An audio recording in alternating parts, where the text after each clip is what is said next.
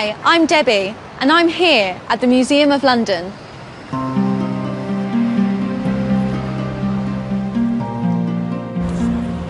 It's right in the centre of the city and receives over 400,000 visitors a year. The museum tells a story of London through the ages. I've come to see an exhibition about life in 1914.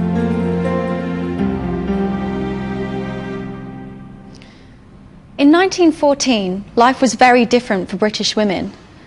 Most women didn't work. They usually married young, had children, and looked after the house. This wasn't easy.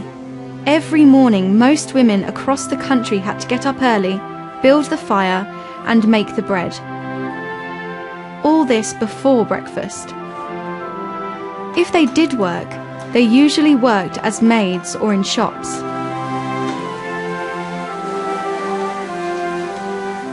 Girls could go to school, but many left early and very few went to university. Life was very difficult for many women, and they weren't able to change things easily, because at that time they couldn't vote. But by 1914, some things were changing.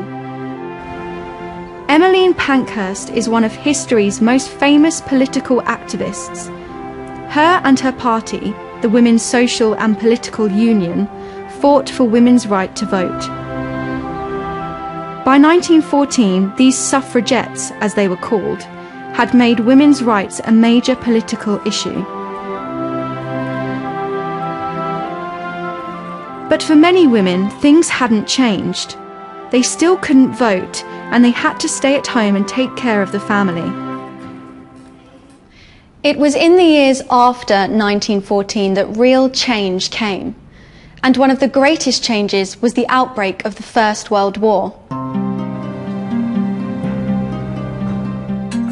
During the war, women worked in offices, factories, and farms. When the war ended in 1918, this contribution couldn't be ignored, and some women were able to vote. But they could only do so if they were over 30 and met certain property criteria. It wasn't until 1928 that all women could vote.